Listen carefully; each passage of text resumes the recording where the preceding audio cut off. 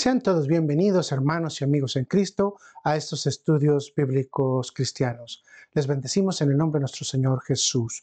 Esperamos que se encuentren bien en compañía de todos sus seres queridos. Gracias por estar nuevamente acompañándonos en estos estudios bíblicos cristianos. Como usted sabe, estamos estudiando los libros de los Salmos. Estamos estudiando en esta ocasión el libro número 2, que se conoce como Sefer Sheni. Estamos estudiando el Salmo 66, que se conoce con las letras del alfabeto hebreo Samet Ambat. El Salmo 66 contiene 20 versículos bíblicos y vamos a tratar de estudiarlo en 5 grandes temáticas. Para quienes no me conocen, mi nombre es Luis Enrique Gutiérrez, soy su hermano en Cristo y estoy a sus órdenes.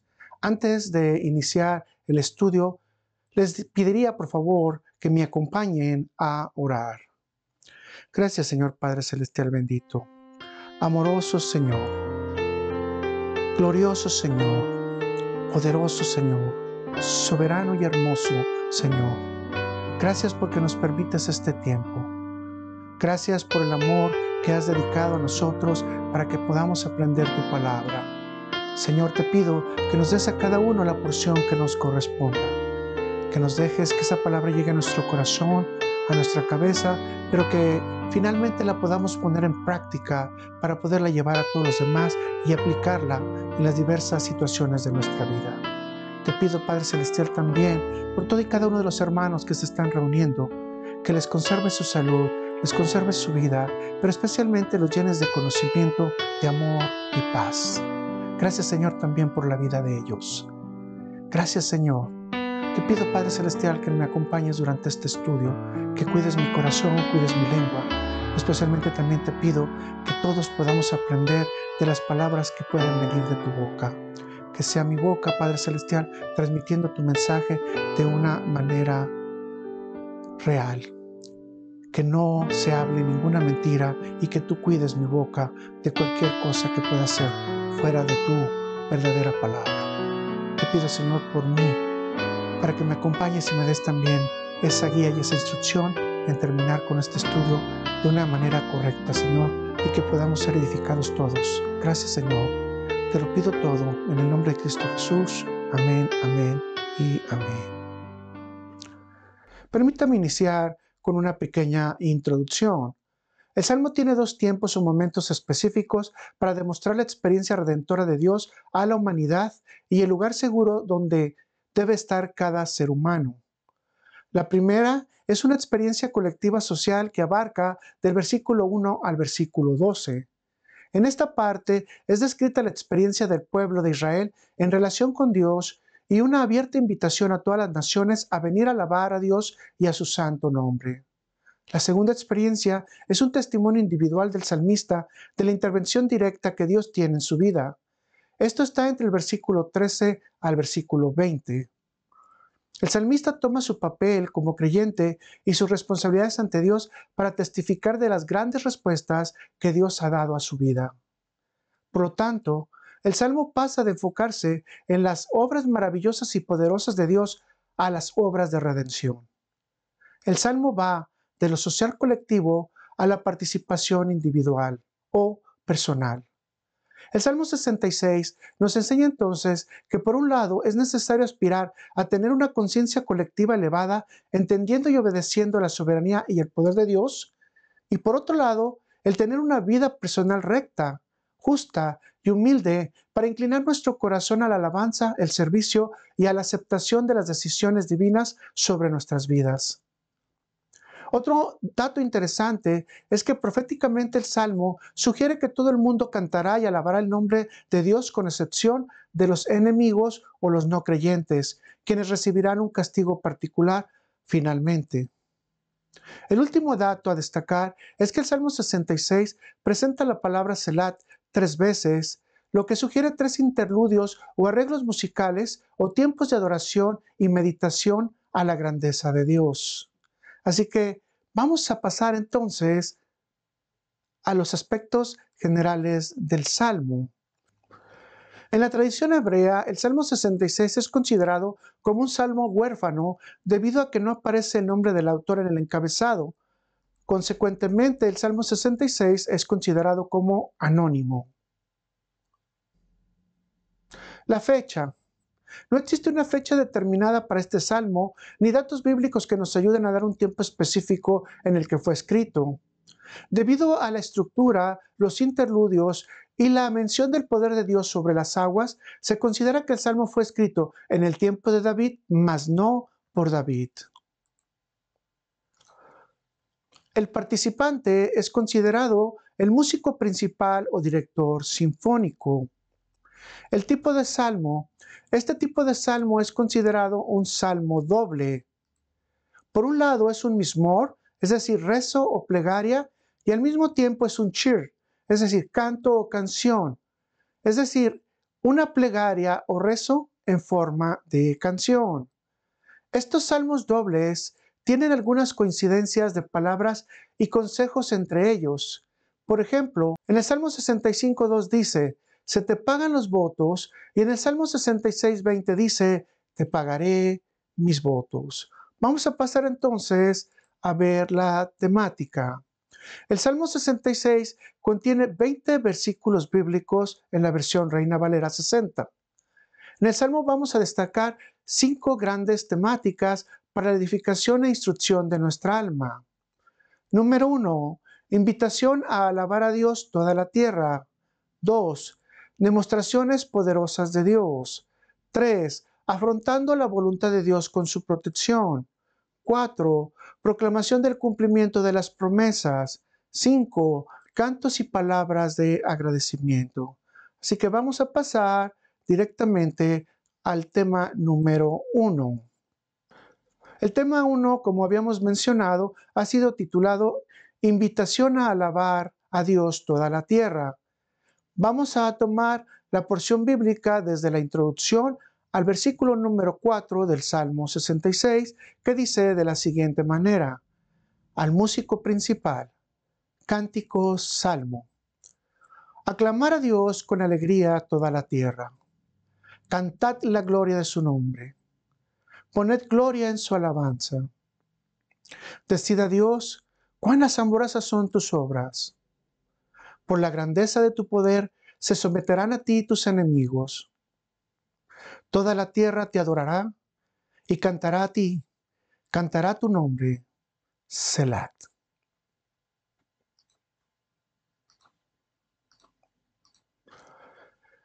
El salmista sugiere que debe darse todo el honor y la honra a Dios como primera acción del corazón del pueblo y respetar el lugar y la gloria de Dios por la grandeza de su nombre. El autor hace un llamado a todas las naciones de la tierra a que canten himnos a la gloria de Dios. El salmista hace una lista de puntos esenciales e instrucciones de cómo debe hacerse la alabanza de parte del temeroso de Dios. Vamos a destacar 2 de ellas. La palabra aclamad nos da la primera instrucción. Esta palabra es traducida de su original ruat, que literalmente significa gritar y hacer una señal con ruido fuerte, o sea, hacer un fuerte ruido con la voz de manera pública. El salmista está invitando a tener expresiones verbales fuertemente audibles durante el tiempo de la alabanza o el culto que se le está dando a Dios. En el Nuevo Testamento, Pablo incluye que esto debe de hacerse, pero debe darse todo este tipo de expresiones de manera ordenada y con entendimiento. La segunda instrucción es glorificar su nombre. En los siguientes versículos destaca el cantar dando gloria a su nombre. ¿Cómo es esto? El énfasis es que hagamos glorioso su nombre y que lo alabemos con todo el corazón. El salmista nos da 2 sugerencias para agregarlas en el corazón durante el tiempo de la alabanza. 1. Glorificar a Dios durante la alabanza por el poder de Él y las asombrosas obras que ha hecho en todas las naciones, especialmente en la nación de Israel. 2. Exaltar o aplaudir las obras de nuestro Creador, pero tiene que ser audiblemente. Para muchos de nosotros como creyente, estos puntos son practicados diariamente en los cultos, pero debemos de recordar que el salmista está invitando en el contexto a las naciones que poco o nada saben de cómo alabar a Dios. Entonces, El Salmo está haciendo una invitación no solo para que en la alabanza sea exaltado el nombre de Dios, sino para que también sea difundida la gloria de Dios entre las naciones públicamente y se entienda cómo hacerlo. Repentinamente, en el versículo 4 se rompe con la instrucción de la alabanza y muestra dos cambios. Uno, habla de los enemigos quienes se someterán por testificar el poder de Dios y el miedo. Y dos, una profecía que establece que toda la humanidad adorará y cantará su nombre de Dios.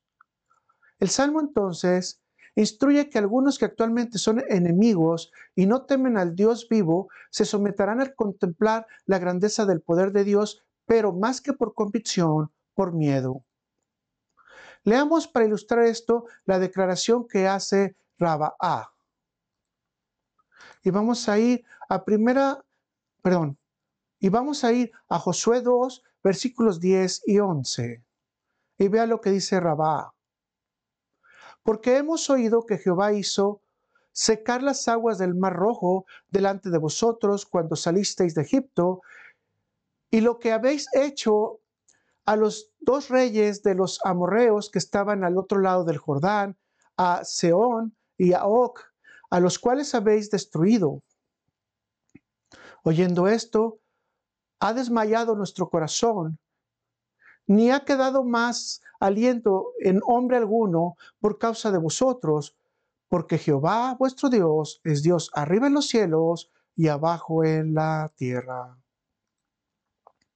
El reconocimiento del Dios de Israel como el único Dios trajo la salvación a Rahab y a su familia, pero no evitó la destrucción del pueblo.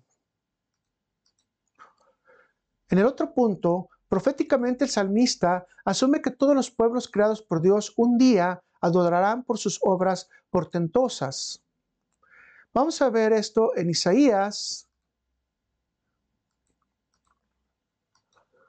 66, versículo 23. Isaías 66, versículo 23. Y de mes en mes y de día de reposo en día de reposo vendrán todos a adorar delante de mí, dijo Jehová. Todo esto apunta para nosotros como cristianos que todo esto tendrá su cumplimiento en el futuro cuando de manera universal Jesucristo será adorado. Veamos lo que dice Filipenses 2, versículos 9 y 11. Por lo cual Dios también le exaltó hasta lo sumo y le dio un nombre que es sobre todo nombre, para que en el nombre de Jesús se doble toda rodilla de los que están en los cielos y en la tierra y debajo de la tierra, y toda lengua confiese que Jesucristo es el Señor para gloria de Dios Padre. Con esto, todos reconocerán el nombre de Jesús y su autoridad universal para la gloria de Dios verbalmente. Pasamos al punto número 2, que hemos titulado Demostraciones poderosas de Dios y que estarán en la porción bíblica del Salmo 66, del versículo 5 al versículo 7, y lo leemos. Venid y ved las obras de Dios, temible en hechos sobre los hijos de los hombres. Volvió el mar en seco, por el río pasaron a pie. Allí en él nos alegramos. Él señorea con su poder para siempre. Sus ojos atalayan sobre las naciones. Los rebeldes no serán enaltecidos. Y viene el segundo interludio, Selah. Por un lado, la invitación es a todos a venir con buenas acciones y comportamiento correcto ante Dios para entender sus revelaciones y la forma que Él ejerce su poder para podernos proteger. Pero por el otro lado, es también experimentar las consecuencias de permanecer alejados de Él o en rebeldía como enemigos de Dios. Así que el salmista da ejemplos específicos de cómo Dios ayuda a aquellos que vienen a buscarlo o están con Él. El salmista menciona dos eventos específicos para confirmar su poderío de Dios sobre la naturaleza y su consistente vigilancia a las naciones. La primera memoria es el cruce de Israel por el Mar Rojo. Esto lo podemos recordar En Éxodo 14, versículo 21 y 22, y en la parte de arriba le voy a poner una foto para que usted pueda más o menos tener una idea de cuán grande era el Mar Rojo, bueno, no ese tiempo, sino en la actualidad. Leamos Éxodo 14, versículos 21 y 22. Y extendió Moisés su mano sobre el mar, e hizo Jehová que el mar se retirase por recio viento oriental toda aquella noche. Y volvió el mar en seco, y las aguas quedaron divididas. Entonces los hijos de Israel entraron por el medio del mar en seco, teniendo las aguas como muro a su derecha y a su izquierda. El segundo recuerdo o memoria es el pase sobre el río Jordán. Esto lo vamos a recordar en Josué 3, versículos 15 al 17. También de la misma manera le puse una foto aquí en la parte de arriba para que más o menos tenga una idea de cómo se ve el río Jordán en la actualidad, aunque se supone que era 8 o 10 veces más grande que lo que es hoy. Vamos a leer a Josué 3, versículo 15 al 17. Cuando los que llevaban el arca entraron en el Jordán, y los pies de los sacerdotes que llevaban el arca fueron mojados a la orilla del agua, porque el Jordán suele desbordarse por todas las orillas, por todas sus orillas todo el tiempo de la siega, las aguas que venían de arriba se detuvieron como en un montón bien lejos de la ciudad de Adán, que está al lado de Zaretán, y las que descendían al mar de Arabá, al mar salado, se acabaron, y fueron divididas, y el pueblo pasó en dirección de Jericó. Mas los sacerdotes que llevaban el arca del pacto de Jehová estuvieron en seco firmes en medio del Jordán hasta que todo el pueblo hubo acabado de pasar el Jordán y todo Israel en seco. El poder de Dios utilizando la naturaleza fue un testimonio inefable que confirmó su divinidad total al pueblo de Israel y a las naciones. Además, con ello liberó a Israel de la esclavitud y cumplió sus promesas a Abraham, Isaac y Jacob. Las impresionantes obras poderosas de Dios hacen que los creyentes tengan una infinidad de alegría en su corazón porque Dios reina para siempre con poder y cumple sus promesas. Nuevamente, el salmista gira en el versículo número 7 a ver los rebeldes y establece como principio que Dios los está vigilando y no serán enaltecidos. De manera personal pienso que el simple hecho de saber que los ojos de Dios están sobre nuestras sociedades y nuestras personas debería de ser suficiente para dejar de practicar el pecado y alejarse de la iniquidad. Este tipo de comportamiento debería de desaparecer. Contrariamente, las sociedades cada día retan más a Dios y se aferran a sus propias mentes reprobadas. Consecuentemente, esta actitud llevará a que Dios extienda su juicio y no su misericordia a todos los que estamos en esta tierra, a excepción de los que son considerados como verdaderos creyentes y justos de Dios o los que han sido seleccionados desde antes de la creación del mundo. El salmista, de hecho, clarifica que los rebeldes o enemigos recibirán castigo. El castigo destacado aquí es que no serán enaltecidos. La palabra original para enaltecido es rum, que literalmente significa estar por arriba de algo. En el contexto del Salmo, los rebeldes o sus enemigos están teniendo un comportamiento orgulloso y egoísta con su prójimo, pero también ante Dios. Lamentablemente, con este tipo de comportamiento, los enemigos están perdiendo su posición de honor ante Dios y serán desestimados y humillados, perdiendo lo que ellos tenían por dignidad.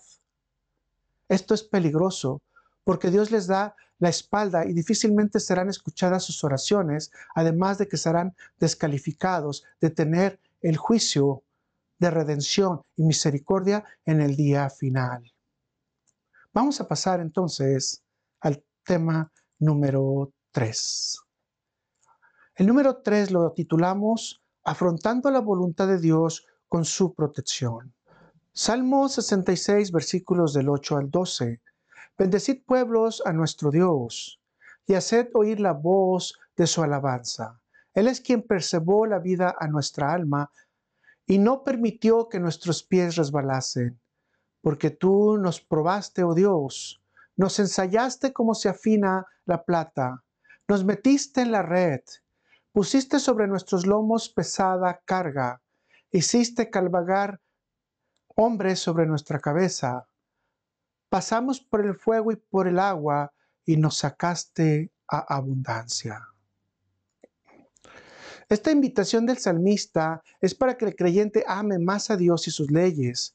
Nuevamente el salmista inicia con una invitación general a todas las naciones de bendecir al Dios de Israel con alabanza, porque Él preserva nuestra vida y nuestra alma. A pesar de todas las intenciones de otros pueblos de aniquilar o eliminar al pueblo de Israel, han fallado y no han podido exterminarlos.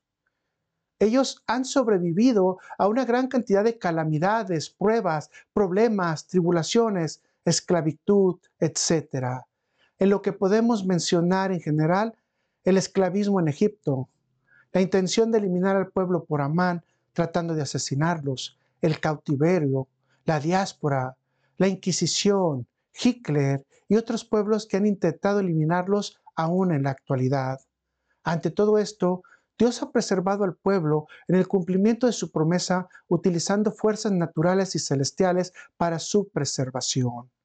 El salmista entonces confirma que Dios ha alejado al pueblo del peligro de la muerte y de la caída de sus almos, es decir, de su ánimo, porque siempre estuvo presente la esperanza.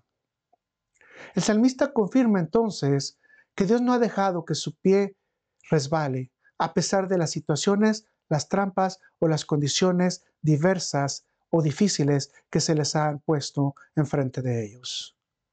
Sin embargo, el salmista reconoce que el único promotor de la prueba es el mismo Dios, utilizando diversas vías o experiencias. Sin embargo, las pruebas traen algunos resultados que deben de mencionarse. Número 1. Reconocer la soberanía de Dios. 2. El acrisolar al pueblo de Dios en la fe. 3. Practicar el arrepentimiento continuamente. 4. Alejar al pueblo de la idolatría y confiar solamente en el Dios que creó los cielos y la tierra. 5. A ejercitar la fidelidad a Dios. 6. Clamar a Dios durante los tiempos de temor. Y vamos a agregar y duda. 7. Practicar la esperanza aún estando en prisiones desoladas o desesperación.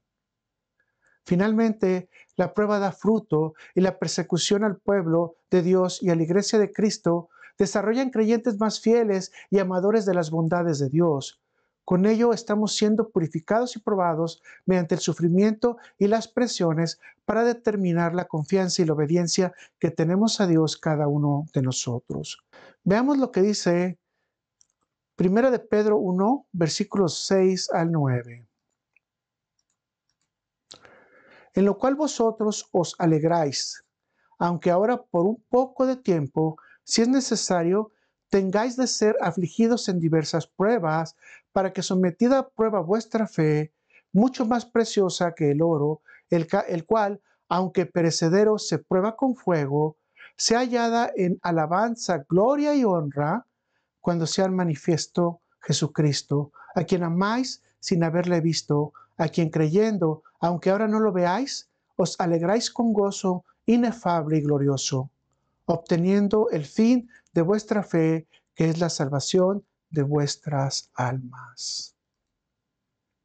La presión de la carga no es para fatigar o desanimar, sino es un tipo de formación total y probar la verdadera maduración del creyente en las 7 cosas que mencionamos anteriormente. Permítame ilustrar esto diciendo que no podemos reconocer la calidad y la maduración de las uvas hasta que no probemos el jugo que ha sido extraído de la prensa. Aunque el pueblo se sentía herido en su amor propio por todas las acciones de los enemigos contra ellos, teniendo un peligro mortal extremo latente diariamente, Dios actuó y los liberó dándoles abundancia y bienestar social. Cerremos este tema diciendo que el poder de Dios da libertad a los cautivos y premia a los fieles que permanecen en la prueba. Vamos a pasar al tema número 4. El tema número 4 lo hemos titulado Proclamación del cumplimiento de las promesas. Salmo 66, versículo 13 al 15. Entraré en tu casa con holocaustos. Te pagaré mis votos, que pronunciaron mis labios y habló mi boca cuando estaba angustiado. Holocaustos de animales engordados te ofreceré, con sahumerio de carneros. Te ofreceré en sacrificio bueyes y machos cabríos. Y viene la tercera vez la palabra Selah. De aquí en adelante pasa el salmista de lo colectivo a lo individual y podemos ver al salmista como un miembro más de la congregación, cumpliendo con las actividades designadas para hacerlas conforme a los preceptos y estatutos de Dios. El salmista expresa las siguientes acciones que deben de practicarse ante Dios. 1. Pagar las promesas. 2. Ofrecer sacrificios u ofrendas de paz. 3. La invitación a alabar a Dios nuevamente. 4. El cuidar sus actos de justicia. 5. El testimonio de que Dios escucha al recto de corazón todo el tiempo. El dato para destacar es que las promesas hechas a Dios fueron durante el tiempo de la angustia, mas aún así deben de pagarse. Varios salmos nos exhortan a pagar nuestras promesas a Dios lo más pronto posible. Y esto está escrito en Eclesiastés, vamos a verlo ahí. Eclesiastés 5, versículos 4 al 6, y dice de la siguiente manera: Cuando Dios haces promesa, no tardes en cumplirla, porque Él no se complace en los insensatos. Cumple lo que prometes, mejor es que no prometas y que no que prometas y no cumplas. No dejes que tu boca te haga pecar, ni digas delante del ángel que fue ignorancia, porque harás que Dios se enoje a causa de tu voz y que destruya la obra de tus manos.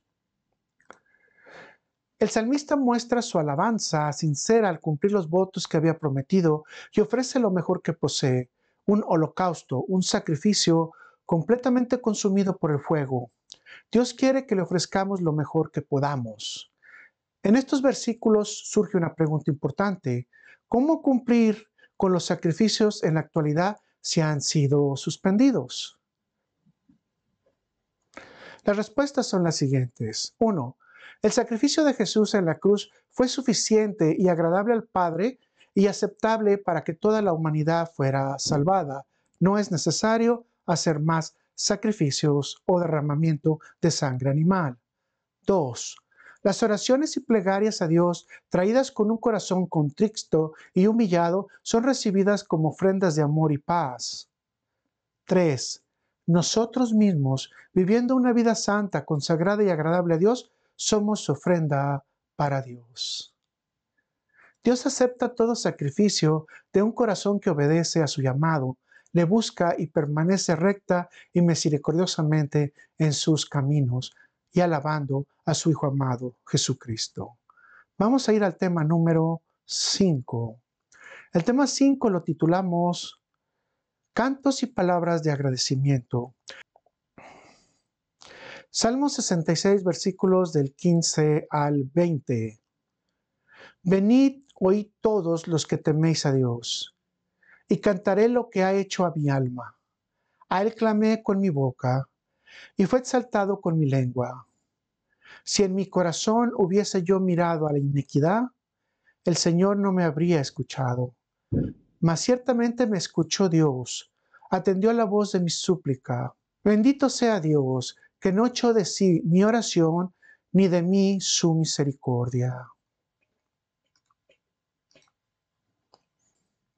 El salmista dirige una invitación en el sentido amplio a que todos deben de temer a Dios en cualquier lugar que se encuentren habitando en la tierra.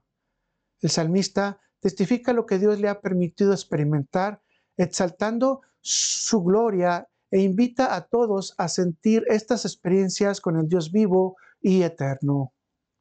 El salmista parte de un principio, el cual destaca que el comportamiento humano es clave para obtener la respuesta de Dios en las oraciones.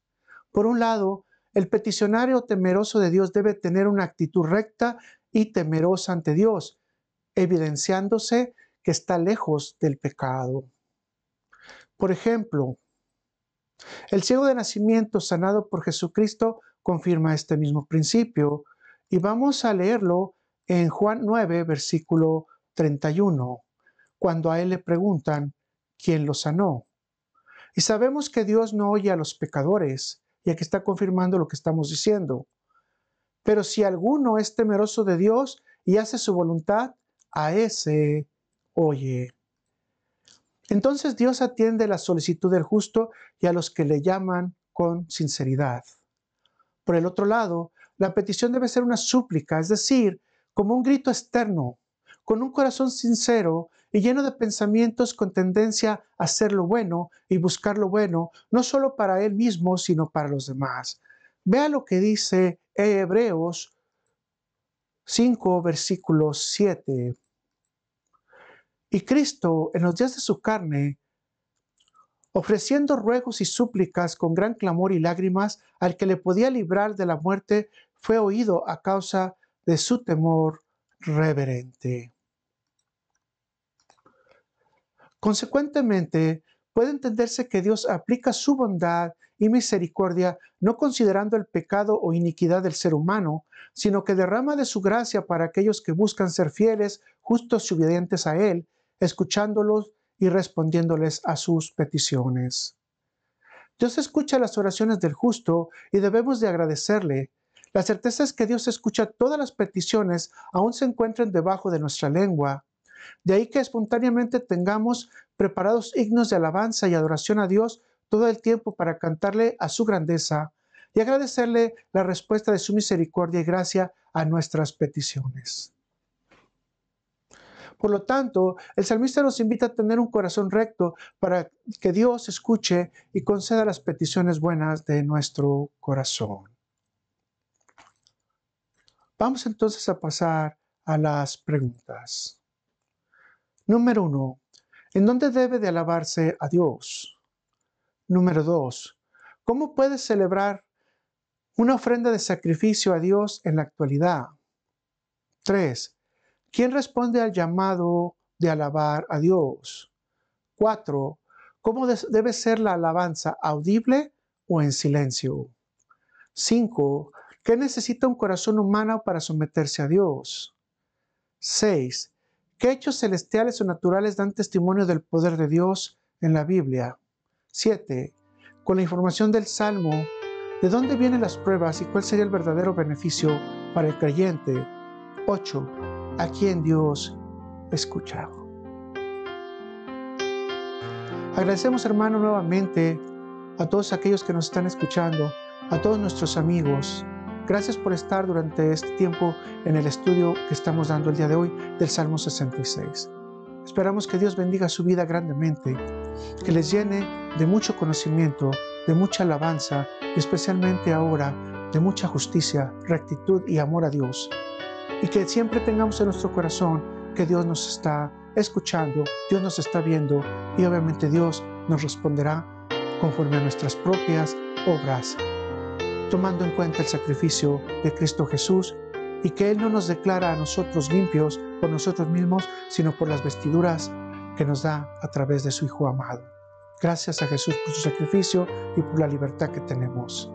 Mis hermanos, gracias por estar con nosotros. Les invitamos para que se reúna con nosotros en el siguiente salmo, que será el salmo número 67. Gracias nuevamente. Dios les bendice grandemente.